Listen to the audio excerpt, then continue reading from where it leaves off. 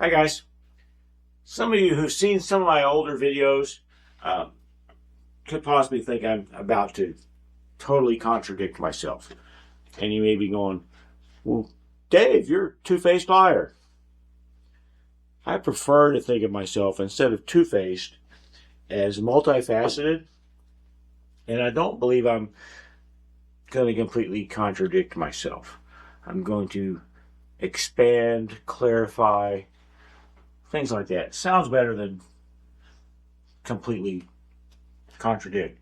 Anyway, so another thing that I always definitely am is bad at examples. So I'm just going to throw some balls out and see if some examples pop up. I have talked in the past about split brain syndrome. What it is to me, what I try to do to avoid it. I really think it's pretty much maybe the way most people end up shooting.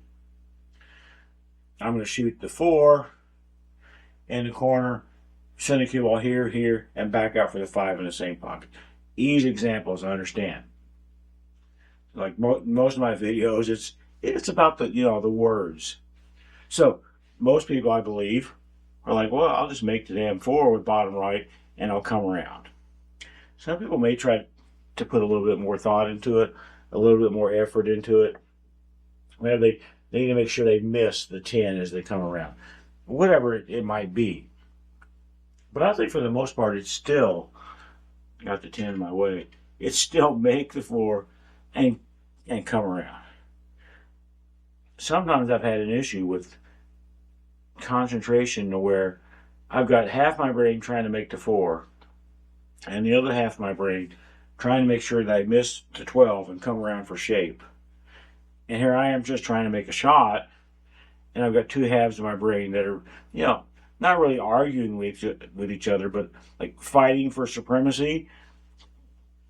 Biggest kid on the playground, toughest criminal in the yard type of thing. And that's not particularly conducive for shooting pool wells. It's having my brain fighting with itself. But usually that's what I have to do. And I think that's what most people are usually doing. Most people aren't shooting the shot and playing shape. They're going to happen to get shape. So if I had, there's either thunder or a nuclear war happening outside, it's probably thunder. I had the same shot, shoot the 9, come around for the 5 in the same pocket. So what I will very, very, very often have to do to prevent my two sides of my brain from fighting each other is I just decide up here, how do I get shape on the 5? Making the 9 is the most important thing. Making the shot is usually the most important part of a shot. How do I get shape on the 5 though? Okay, bottom right. Now that I know, I can go back to putting all the focus I have left on making the 9. Just remember that I said bottom right, and I said a certain speed as well. So and then just go back to just focusing on the 9, and I just happen to get shape. I really think that's kind of the way most people just shoot all the time. Maybe I'm talking about just formalizing it a little bit more. The reason that I often have to formalize it is because it's not the way that I prefer to shoot. It's not the way I've shot in the past. When I was a younger man, and sometimes even these days, I don't have to worry about split brain syndrome because there isn't any. I've had a saying that I've said to myself for 40 years. Find the shot, step into the shot, and then execute the shot. I don't know about what that means. The operative word is the shot. What is the shot? Is the shot making the 11? Is the shot getting shape on the 5? Is the shot making 11 and then getting shape on the 5? No. In the perfect world, I believe, the entire shot, if I'm making 11, getting shape on the 5, it's all one shot. And that's what I mean when I say find the shot and step into the shot. That way there's no split brain syndrome, because there's not two things. There's not make the 11 and get on the 5. It's all one shot. So I can put my brain, my focusing power back into finding the shot. Now that I found it, step into the shot and then execute the shot. And there's no, I just happened to get shape, because it was part of the shot anyway. So of course I was going to get shape because that was part of the shot. When I was younger, I could do it almost every time. Almost every time. I never really had a problem with split brain syndrome. Maybe because I shot too quickly. Maybe because I was, young and impulsive and all that. I never really had a problem doing that. Nowadays, I do. And I have to fight split brain syndrome a lot. But I try almost all the time. I say, okay, can I see this shot? Can I see shooting this one with top left coming up here for the 12 in the same pocket? Can I see that as one unit without being overwhelmed by it? Without my limited concentration power being overwhelmed by it. If I can, then that's great. I see the shot, I step into the shot, and I execute the shot. All one shot, except I hit the 12. I hate it when I hit the 12. So I didn't see the shot correctly in that case, but I still saw the shot. I believe I did. Alternatively, I get in a situation, I don't know, maybe back here. Now it's a much tougher shot for me for the 5. But for whatever reason, I still want to go in that sequence instead of the 12 and then the 5. I still want to go on that sequence for whatever reason. In this case, it can get overwhelming for me to try to see this all as one shot. I know the 5 is a tougher shot for me. So I go back to that split brain syndrome. Oh, I got to make the 5, which is tough. And then I got to have top left on it, which is not my favorite spin. And I got to get shape, which is, tough at this distance. And it can be a little bit overwhelming. So that's when I start having to go, okay, if I make the 5, which is the most important thing in the shot, with top right, I will just happen to get shape. Okay, good. Now I don't have to worry about 12 anymore. All I have to do is put all my focus back into making this 5 with the top right I've already decided, or top, why do I keep saying top right? Top left is what I meant, sorry. I come around for kind of this shape on the shot. When I'm able to see the whole shot as just one thing, that's my preference. It can lie to me, though. It can lie to me, and I think I'm doing great, but I'm really not. Maybe that's what happened the first time I missed a 5. Maybe it was because I was talking to you, whatever it was. Maybe because of the nuclear war happening outside, I got distracted by that. But when it's working, I like being able to say, okay, for this shot, I'm going to make the 11, come 2 rails, not going to get stuck on the rail, and bounce back up to the 12 in the same pocket. It's all one thing. And that's only one thing for me to have to worry about, to concentrate on, is that one thing. And that's easier for me than trying to fight split brain syndrome would be. Why don't you just roll forever, Dave? In this case, I was just thinking, so one of the pieces of advice that was told to me, and probably most people back when they were first starting to play, I'm thinking 8 ball is what I'm thinking.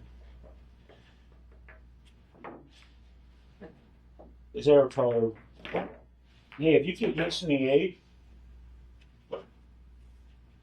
pretend you're playing shape on something. Y'all ever heard that before? I know I did, for millions of people. If I would have a problem with the game ball, pretend I'm playing shape for something. And this is a good thing because my inner pool player, Obi-Wan Moscone, he wants to see the entire shot. Even if there's really not one. Even if it's a very simple shot. My inner pool player wants to know the whole shot. He wants to know, I'm going to make the 8. The cue ball is going to drift down here. It's not going to drift so hard that it scratches back or whatever. He just wants to know all that. And the same thing with that old advice of, even though you're shooting the game ball, pretend you're playing shape on something else. Your inner pool player can be going, wait a minute, I don't know the whole shot yet. And you're getting ready to shoot. I don't know the whole shot. I don't know the whole shot. This is what can be going on in your head. So just, I'm not saying make something up. The whole, playing shape for an imaginary ball, I guess that's one approach. But you can also just have a shot, and as part of the shot, just roll the cue ball up and hit the other rail, or just roll the cue ball up. You don't have to specify that my cue ball is going to stop right here, so that's what I'm going to try to play shape towards, the cue ball right there.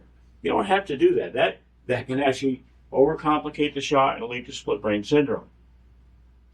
So just part of the shot, of this shot for me, is to just roll forward a little bit.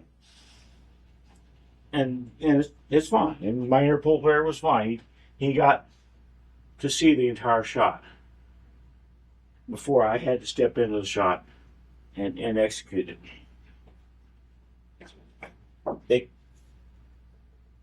It can be pretty powerful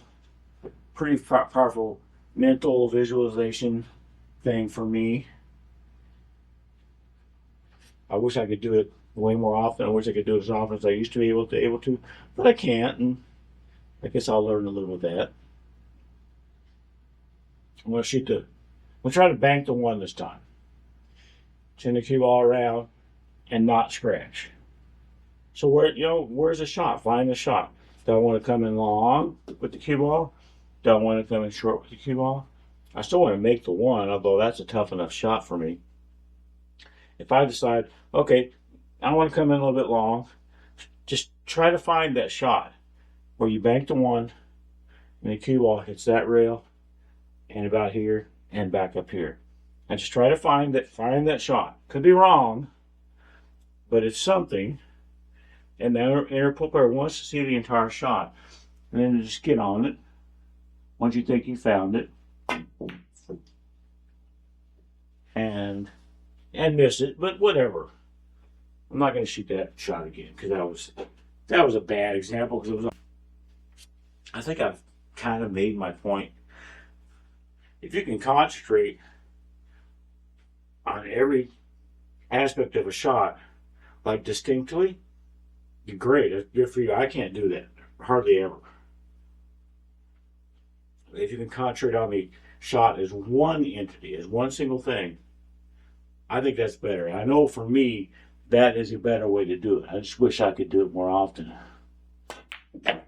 But I can't. At least not now. Maybe eventually I will be. That's what I wanted to talk about. So again, not contradicting myself, just trying to expand a little bit on the approach to getting rid of split brain syndrome. I've talked about that. I've talked about that a little bit at the beginning here. That's only one approach. The other one is to try to see it all as one entity. And then you're back to one thing again. So the first approach, you figure this stuff out and then you ignore it and you go back to the one thing that makes the shot thing in those examples. That's one approach. The other one is see the entire shot as one thing and then you're back to one thing again. Human brain, at least my human brain, can only think about one thing at a time. So there you are. Thanks, guys.